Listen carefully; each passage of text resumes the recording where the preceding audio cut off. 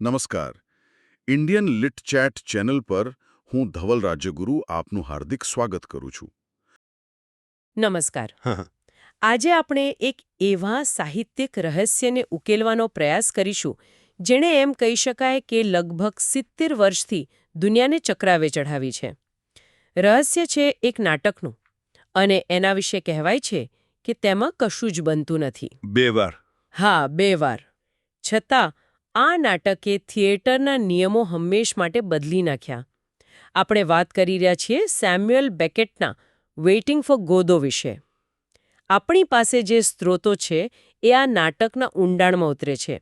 એની ફિલોસોફીથી લઈને ખબર છે એના વિવાદાસ્પદ પ્રીમિયર સુધી.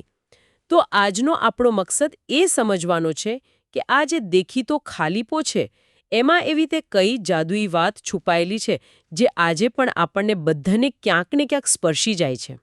તમે જે ખાલીપો શબ્દ વાપર્યો ને એ બિલકુલ સચોટ છે. એમ? હા, કારણ કે આ નાટકનો જન્મ જ એક મોટા ખાલીપામાંથી, એક શૂન્યાવકાશમાંથી થયો હતો. બીજા વિશ્વયુદ્ધ પછીનું યુરોપ.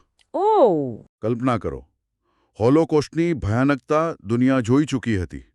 હિરોશીમા નાગાસાકી પર અણુબોમ્બ, એ બધું થઈ ચૂક્યું હતું. કરોડો લોકો મરી ગયા હતા. જે જૂના વિચારો હતા, ધર્મ હતો, ભગવાન પરની શ્રદ્ધા હતી, એ બધું જ ડગમગી ગયું હતું.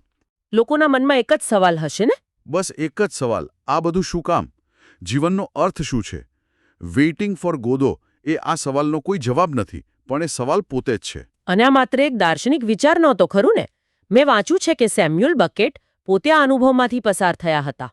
બિલકુલ. તેઓ બીજા વિશ્વયુદ્ધ દરમિયાન ફ્રેન્ચ પ્રતિકાર સંગઠનનો હિસ્સો હતા અને અને નાઝીઓથી બચવા માટે મહિનાઓ સુધી છુપાઈને રહ્યા હતા. અત્યંત મહત્વની વાત છે આ, તેઓ ફ્રાન્સના એક ગામમાં છુપાયા હતા. ત્યાં દરેક ક્ષણ ભય અને અનિશ્ચિતતામાં જતી હતી. દરરોજ તેઓ બસ રાહ જોતા હતા. યુદ્ધ ક્યારે પૂરું થશે? શું આપણે પકડાઈ જઈશું? કાલે સવાર જોઈ શકીશું કે નહીં? અરે બાપ રે! આ કોઈ કાલ્પનિક રાહ નહોતી. આ એમના જીવનની વાસ્તવિકતા હતી. એટલે જ કહેવાય છે કે વેઇટિંગ ફોર ગોદોમાં જે રાહ જોવાની પીડા છે એ બકેટે પોતે જીવી હતી. વાહ! આ સંદર્ભ તો આખા નાટકને જોવાનો દૃષ્ટિકોણ જ બદલી નાખે છે. ચોક્કસ. તો ચાલો હવે સ્ટેજ પર જઈએ. પેલી પ્રખ્યાત લાઈન છે વિવેચક વિવિયન મર્સિયરની. હા, આ એવું નાટક છે જેમાં બે વાર કશું જ બનતું નથી. બરાબર.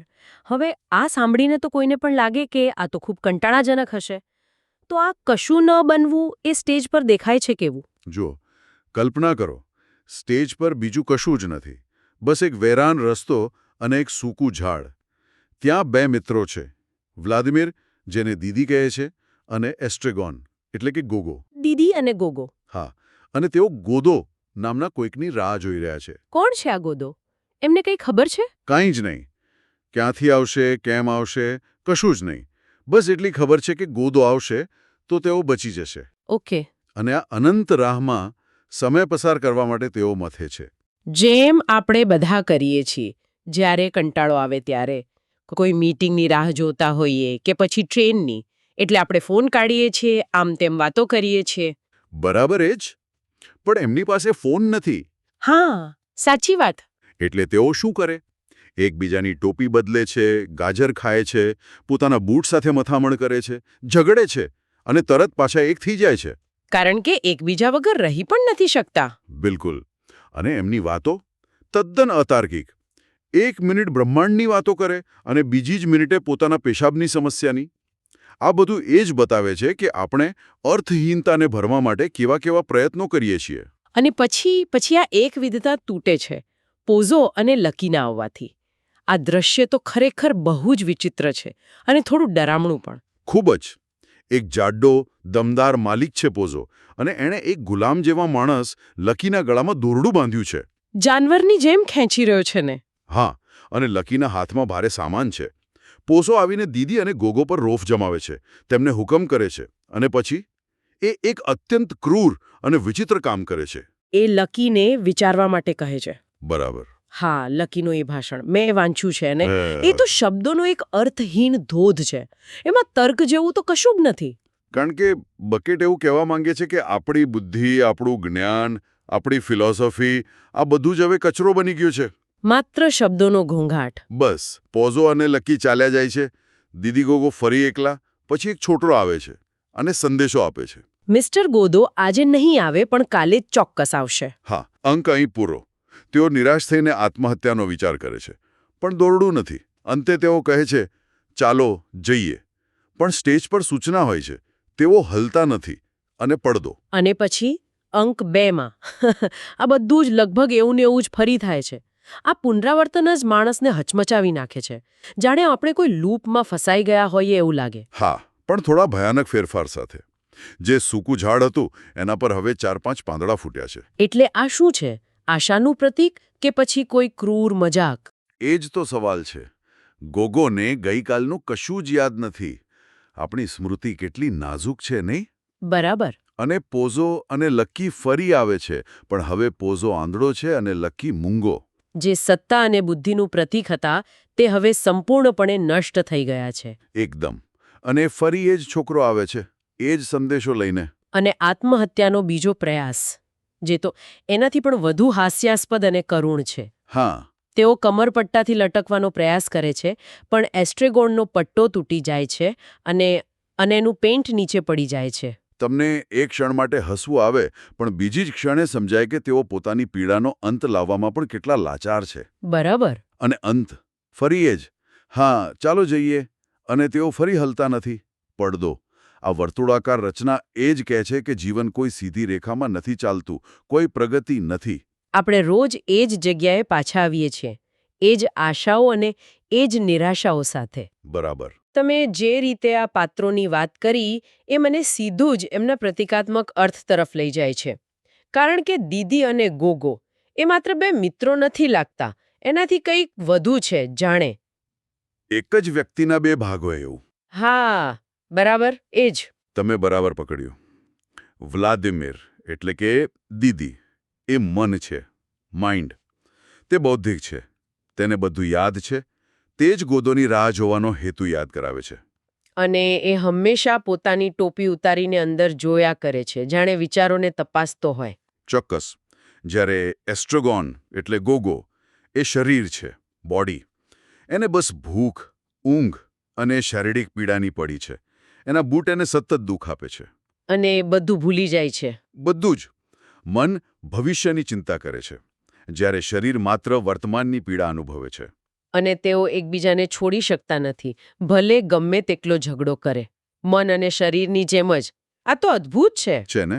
તો પછી પોઝો અને લકી એ કોનું પ્રતીક છે? એમનો સંબંધ તો વધુ સ્પષ્ટ લાગે છે, માલિક અને ગુલામનો. હા, પણ એ માત્ર માલિક ગુલામનો સંબંધ નથી. એ તો મતલબ કે સમાજની આખી રચના પર કટાક્ષ છે. પોઝો સત્તા, જુલુમ અને કદાચ મૂડીવાદનું પ્રતીક છે. જે બીજાનું શોષણ કરીને જીવે છે. બરાબર. અને લકી એ શોષિત વર્ગ છે. એનું નામ લકી, નસીબદાર. એ જ સૌથી મોટો કટાક્ષ છે. તે વિચાર્યા વગર, સવાલ કર્યા વગર બસ બોજ ઉઠાવે છે. તો હવે એ સવાલ પર આવીએ જેની બધા રાહ જોઈ રહ્યા છે. ગોદો કોણ છે? હા, આ ગોદો કોણ છે? મને ખાતરી છે કે આ સૌથી વધુ પૂછાતો સવાલ હશે. શું એ ભગવાન છે? ગોડ? નામમાં સામ્યતા તો છે. ચોક્કસપણે. મોટાભાગના વિવેચકો એને ગોડનું જ રૂપ માને છે, જેની આપણે બધા મુશ્કેલીમાં રાહ જોઈએ છીએ. કેટલાક માને છે કે એ મૃત્યુ છે, જે આ રાહ જોવાની પ્રક્રિયાનો અંત લાવશે. કેટલાક એને આશા કહે છે, જે આપણને જીવતા રાખે છે પણ ક્યારેય પૂરી થતી નથી. પણ સૌથી રસપ્રદ જવાબ તો ખુદ બકેટે આપ્યો હતો. જ્યારે એક ડાયરેક્ટર એમને પૂછ્યું કે ગોદો કોણ છે, તો બકેટે શું કહ્યું ખબર છે? શું? એમણે કહ્યું, જો મને ખબર હોત તો મેં નાટકમાં જ લખી દીધું હોત. મતલબ કે ગોદોનું અજ્ઞાત રહેવું એ જ નાટકનો મુખ્ય મુદ્દો છે. એ કોઈ વ્યક્તિ નથી, પણ એક વિચાર છે. બરાબર. ગોદો એ રાહ જોવાની ક્રિયા પોતે જ છે. એ આપણી દરેક અધૂરી ઈચ્છાનું નામ છે. જેમ કે એકવાર પ્રમોશન મળી જાય પછી બધું બરાબર થઈ જશે. હા, એકવાર બાળકો મોટા થઈ જાય પછી શાંતિ. એકવાર રિટાયર થઈ જઈશ પછી જીવન જીવીશ. આ બધા આપણા ગોદો છે, જેના સહારે આપણે આજની અર્થહીનતાને સહન કરીએ છીએ. બિલકુલ. ગોદોની ગેરહાજરી જ આખા નાટકને ચલાવે છે. આ નાટકની અસર કેટલી વ્યાપક હતી એનું એક જબરદસ્ત ઉદાહરણ મને યાદ આવે છે. 1957માં અમેરિકાની સેન ક્વેન્ટિન જેલ. હા, સેન ક્વેન્ટિન. ત્યાંના 1400 ખૂંખાર કેદીઓ સામે આ નાટક ભજવાયો. આયોજકોને તો ખૂબ ડર હતો કે આ બૌદ્ધિક નાટક જોઈને કેદીઓ હંગામો કરશે, પણ થયું એનાથી બિલકુલ ઉલટું. હા, એ એક ઐતિહાસિક ઘટના હતી. કેદીઓ એકદમ ચૂપચાપ નાટક જોતા રહ્યા અને અંતે તાળીઓના ગડગડાટથી હોલ ગુંજી ઉઠ્યો. એક કેદીએ પછી કહ્યું હતું, ગોદો એ સમાજ છે. બીજાએ કહ્યું, ગોદો એ બધું જ છે જેની અમે રાહ જોઈએ છીએ. કારણ કે એ કેદીઓથી વધુ રાહ જોવાની વેદનાને બીજું કોણ સમજી શકે? બરાબર. તેઓ દરરોજ મુક્તિની, પેરોલની કે પછી જીવનના અંતની રાહ જોતા હતા. આ ઘટનાએ સાબિત કરી દીધું કે આ નાટક કોઈ ભદ્ર વર્ગ માટે નથી. પણ દરેક એવા મનુષ્ય માટે છે જે જીવનમાં ફસાયેલો અનુભવે છે. એકદમ સાચું. આ નાટકે થિયેટરના નિયમો કેવી રીતે તોડ્યા? કારણ કે તેમાં કોઈ વાર્તા નથી, કોઈ હીરો નથી, કોઈ ક્લાઇમેક્સ નથી. તેણે લગભગ દરેક નિયમ તોડ્યો. પહેલો નિયમ ભાષાનો. નાટકમાં પાત્રો એકબીજાને સાંભળતા જ નથી. એમની વાતચીત તૂટક અને અતાર્કિક છે.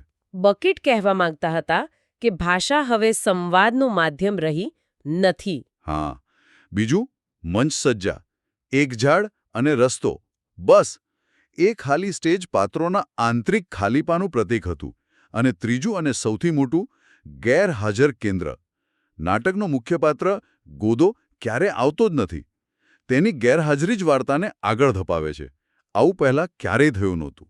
પણ એ વાત પણ સાચી છે કે ઘણા લોકોને આ નાટક સમજાતું નથી. તેની ટીકા પણ ખૂબ થઈ છે. ઘણા લોકો એને કંટાળાજનક કહે છે, અત્યંત નિરાશાવાદી કહે છે. હા.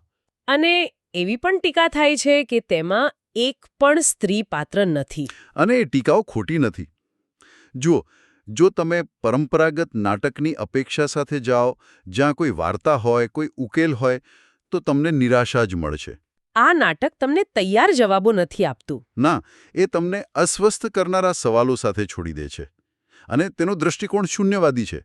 પણ કદાચ એ નિરાશામાં જ તેની સુંદરતા છે. કઈ રીતે?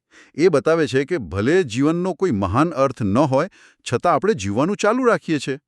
દીદી અને ગોગોની મિત્રતા, તેમની એકબીજાની જરૂરિયાત, એ જ કદાચ આ અંધારામાં એકમાત્ર આશાનું કિરણ છે. તો આખી ચર્ચાને અંતે આપણે એવું કહી શકીએ કે વેઇટિંગ ફોર ગોદો એ કોઈ ઘટના વિશે નથી, પણ એક સ્થિતિ વિશે છે. બરાબર? એક માનવ સ્થિતિ. આપણી બધાની સ્થિતિ. આપણે બધા કોઈને કોઈ ગોદોની રાહ જોઈ રહ્યા છીએ. વીકેન્ડની, વેકેશનની, કોઈ મોટા બદલાવની. અને એ રાહ જોતી વખતે સમય પસાર કરવા માટે આપણે પણ દીદી અને ગોગોની જેમ નાની મોટી રમતો રમીએ છીએ, કામમાં વ્યસ્ત રહીએ છીએ, સંબંધો બનાવીએ છીએ. બિલકુલ. અને આ જ વિચાર સાથે હું શ્રોતાઓને એક અંતિમ પ્રશ્ન સાથે છોડી જવા માંગીશ. જરૂર. આપણે બધા ગોદોની રાહ જોઈએ છીએ. પણ એક ક્ષણ માટે વિચારો, જો ગોદો ખરેખર આવી જાય તો? ઓહ! શું તેના આવવાથી બધી સમસ્યાઓ, બધી પીડા ખરેખર દૂર થઈ જશે? કે પછી વ્લાદિમીર અને એસ્ટ્રેગોનને જીવવા માટે, પોતાની જાતને વ્યસ્ત રાખવા માટે કોઈ નવું બહાનું, કોઈ નવો ગોદો શોધવો પડશે? વાહ! કદાચ જેની રાહ જોવાય છે તેના મળી જવા કરતાં એ રાહ જોવાની પ્રક્રિયા જ આપણને જીવતા રાખે છે. ઇન્ડિયન લીડ ચેટ ચેનલ વતી હું ઉર્વી રાજ્યગુરુ આપનો આભાર માનું છું.